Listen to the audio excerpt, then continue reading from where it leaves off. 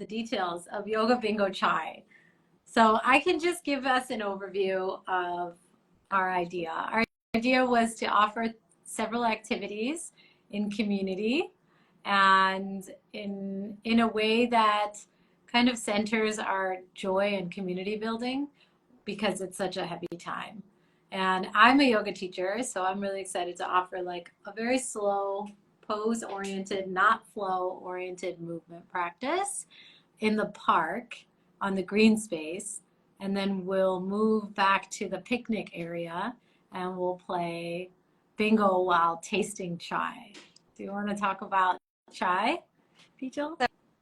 So, for those of you that are not familiar with my work, I do work that's rooted in justice and equity, and specifically through the lens of love and accountability. And right now, it's manifesting in a project of Masala Wali Chai, which we do pop-ups with liberatory organizations, radical organizations, and in radical spaces. Throughout LA, because LA has no chai shop. And so this is my first full year of operating. We do have a we'll put the link in the chat. I saw someone was asking where. Thank you, Tejal. So right now I mostly have done 3 or 4 different kinds of chai, but we're gonna introduce a couple of new varieties. And so do a tasting. There are a couple different ways you can do those. So what else should I share? We can share a little more about the bingo. So we haven't figured out all of the details of the bingo. We know we've talked about doing just what's on your card. And then we've also talked about tying it to silly and ridiculous things like similar to like all white male panels at conferences, something about how yoga and chai and possibly even bingo have been whitewashed, co-opted. I don't know the roots of bingo. But just something to, have fun and play over there. Yeah. This is something that I've done before at the end of like a season of outdoor events in New York as a yoga teacher. I've been teaching since 2013 and it's my job. And I used to live in New York City teaching, and I would host this park program where we would meet every week for park yoga. And one of the things that I really wanted to do was bring the community together to just hang out and talk and learn more about one another. And I'm really excited to do this again with Bijal because of the work that Bijal does and how everyone that's coming is looking for a decolonized version of yoga. They're looking for authentic chai that's steeped in solidarity. And then they're looking for places where community building is centered. And so we'll do that in a number of ways. One of the really powerful ways to just meet people is through like our introduction exercise. So Bijal and I recently went to Crenshaw Dairy Mart and experienced this really fun intro exercise. Have you been thinking about that still? Oh yeah, I love experiences like that. So, and events. So it was great. All of the games, but yeah, I have a question for you related to it, but keep going. Yeah, and so then the intention is to bring people together in a way that takes them out of their everyday doldrums of life, but also lifts them up right now, lifts us all up in a way to kind of relight our fire to keep our activism and advocacy going. And it'll be this Sunday, so it's not too far off. If you are excited and want to join us, it's a low traffic day in LA. I know that's a huge factor. Meters are free. So when you come to join us, you'll see Colorado Center Park is just like this massive block, and it's a business park. So there's a lot of business buildings organized around a giant picnic and table space. And then you would walk a very short trail to the green space for the yoga practice. So Bijal and I will be in both spaces to kind of catch people from whatever entrance you're coming in from, and we'll direct you. So at about 1, we invite you to come to the park, and then 15 or 20 minutes later, we'll just gather in the green space and we'll have about a 30, 45-minute um, yoga, body, slow practice. You're invited to bring a mat or a blanket, whatever you feel comfortable practicing on a green grassy area. And then we'll walk ourselves back to the picnic space and we'll pass out bingo cards. And then we'll also invite people to do a chai tasting. And I think I would love to know, Bijal, if you're presenting the chai or if people are going to come to you and you'll present to them individually. How do you imagine that to go? Good question. So what I was thinking is, so the two, well, actually, I have 5 different varieties that we could do. And so depending on how many people are coming, please sign up at the link. I will probably do 3 to 4. And so just sharing a little bit about what each chai is, the different spices that are in them. And then for one of them, I say 3 or 4, but one of them, as an example, that I'm introducing is the saffron chai. And so there are different ways that you can make it, and I will talk about where that comes from, and then have 2 different types. And then another one that we're looking at doing is rose. And so again, similarly, there are, you can make it really floral, really sweet, and kind of somewhere in there. So I'm curious to get feedback from people to see what you are drawn to, and then also feedback. So I have some, I don't have them with me, but just little like taste cards that you can fill out if you want, and provide feedback for those too. So it'll be more a little tiny bit of education, but more so just sharing, describing them, and then mostly tasting, and Yeah. How hanging out. how important, can I ask a question? Yeah. Okay. How important is feedback for Um, Masalawali Chai?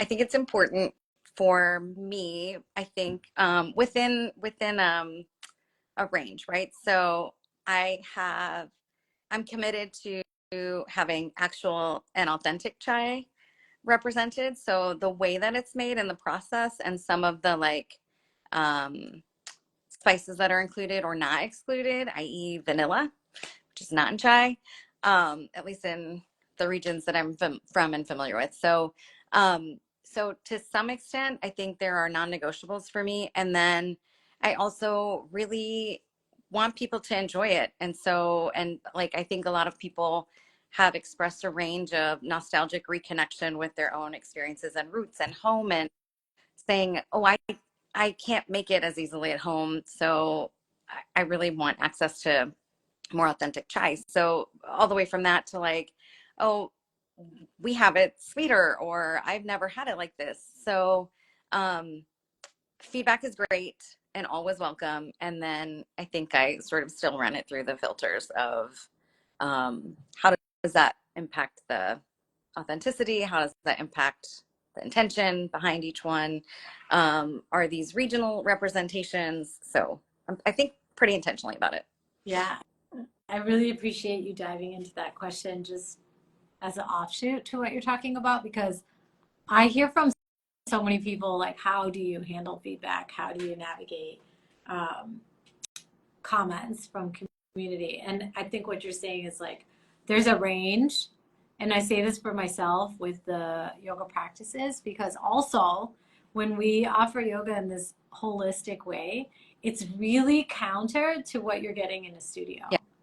This is where like the chai is so similar, right? You're offering authentic chai and it's so counter to what you're getting from a box or a syrup in a studio. It's like, why are you calling it the same thing? So I come across this all the time. Like, why are you calling stretching and calisthenics yoga? Or why are you calling dance class yoga? Like, it's clearly a different thing.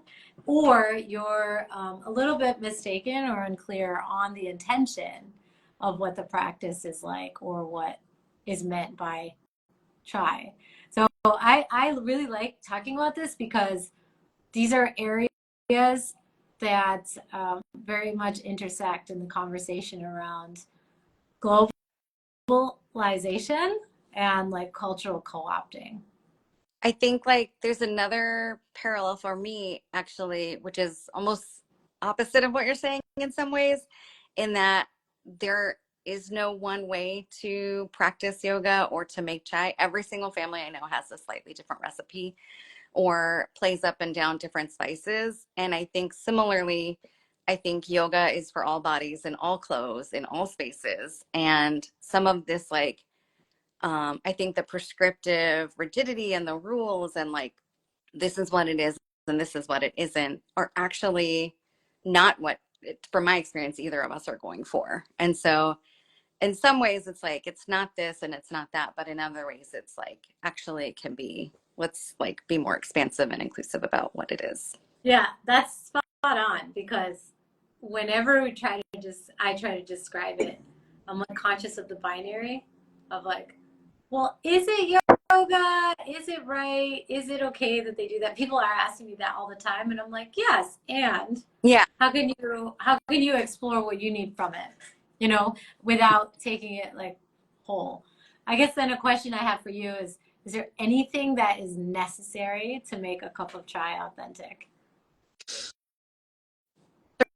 A really good question. I think from I mean, I know there are instant chais even in culture, but I think one thing that makes it more authentic, maybe to me, is not so much the ingredients, but actually the way that it's made, where the milk or whatever non-dairy milk or dairy or non-dairy milk you're using is boiled into the tea when you're making it and strained versus it being used through like a steamer and a frother, because I think that even taste aside, I think like the texture is different. And then what happens when you aerate the spices when you're boiling it and pouring, straining, steeping it, all of that has health benefits that are not like taken away kind of when you make it that way. Mm. Yeah, it's so important. It's so important for that But education. so funny that I'm talking about this in such depth because I think to some extent the chai is really important to me as a way to convene people culturally and reclaiming its roots, similar to just like kind of trying to um, think about it more intentionally. I also often say it's not really about the chai because it's really about um, the bigger conversation around it and how it connect. So to that end, I actually have a question for you.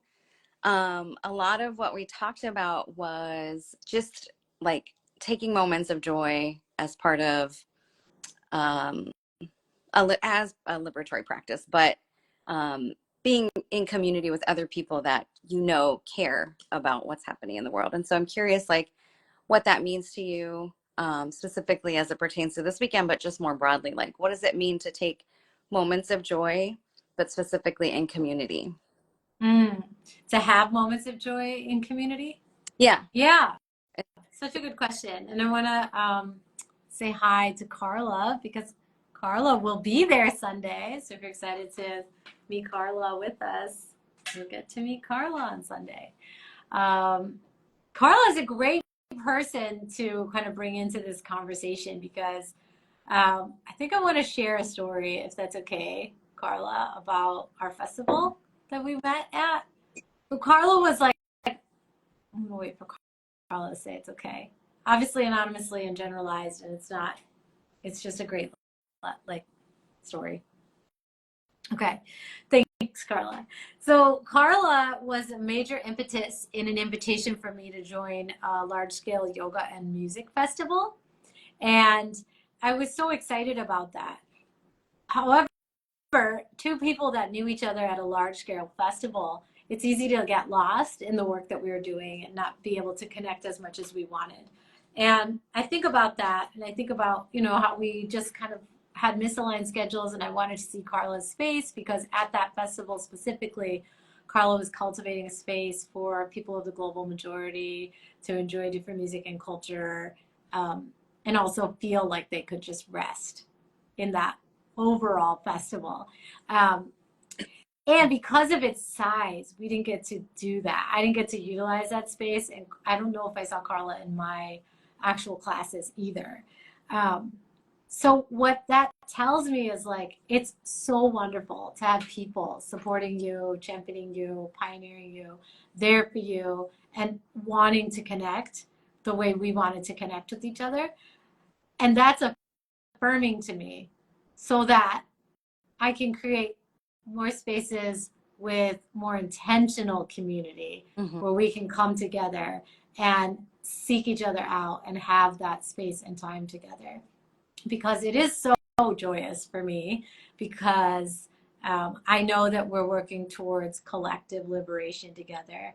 And that's really important for me in the work of yoga because so much of the mainstream culture of yoga is focused on individual um, achievement. Yeah. Yeah. So because of that, I love creating these intentional community spaces, and I've found that when I really sit with the what is pivotal to me in relationship, always I'm finding that joy is part of the equation, which is Yeah. exactly the language that you wrote for our description. Yeah. But something that I thought was frivolous and kind of was taught is a frivolous thing in relationship, I've now realized um, was so off the mark. Like it's actually necessary. It's a necessary component to like almost every relationship and space that I'm in because it fuels me to keep doing the work. So long answer, long, but yeah. No, perfect, actually. And it made me also think about like just with the starting to talk about and give other examples of building intentional community and cultivating intentional community. Um, it also, I often think like, I don't know how restful and how joyful and how psychologically safe and at ease I can feel um, in some spaces until I even know like, are we connected in some way through common purpose, values, something. So yeah, I think it's just like building and cultivating intentional community and being in space to be able to access that joy. I think that's a component. Yeah. I mean, what's coming up for me is like small talk is just like small, you know, and it doesn't like get to the heart of the Yeah. matter. And what I really love is that we have this space that we're really working hard to share with people. Um, we can enter in with this community assumption Yes. that we are similarly working towards these goals that are major, major goals for us. Yeah. I was gonna joke that as you know, I'm not good at small talk, so I'm like deep end. Um, so do you want to share more about the practice or anything else for Sunday? Yeah. Once again, the practice will take space on a soft green space, grassy space. So there is a basketball court nearby if you prefer having a hard surface, and I can work with both. The practice will be a practice focused on building your own bodily autonomy and like creating a lot of choice in where to go and how we move and how we do that together while still feeling like individuals that can make our own actions in a shared space. So that's my intention. I'm not sure how it'll land. You all can tell me that after practice. And it'll be about 30 to 45 minutes. It will include some poses and postures, asana from yoga practices, and it will include some meditation, which you could stay seated on the ground or lie down for, and it will include rest as well. Lovely. So the flow is going to be doing the yoga practice first and then moving back to the, what did you call it? Like a food picnic? Yeah, it's an amazing picnic area. Okay, a picnic area where we're going to do bingo and the chai tasting, which will probably, I'm guessing, be about 30 minutes. So the event is from 1 to 3:30 p.m. So we'll have lots of time for just more authentic and like easy connection and just chatting and hanging out, as well as yoga, bingo, and chai. Yes, and I do want to address something that you're thinking like, oh, that's 2.5 hours. I'm not going to know anybody. I don't know if I should go for the whole time. I often feel that way going into workshops or going to events. And I typically find that I'm okay afterwards. And I want to share that this is a very large park with a lot of nooks and crannies. So if you feel like there's a moment where you're there, but you're like, oh, I need to jot something down, or I just need to be alone. There are so many spaces where you can just separate, walk away, and like have a moment. There's a lot of cool seating there. So if you've never been to Colorado Center Park, I just want to reiterate it's a park that's nested within a business park. So the perimeter are business buildings that will be empty on a Sunday. And then within the business buildings, there are multiple entry paths to get into the park.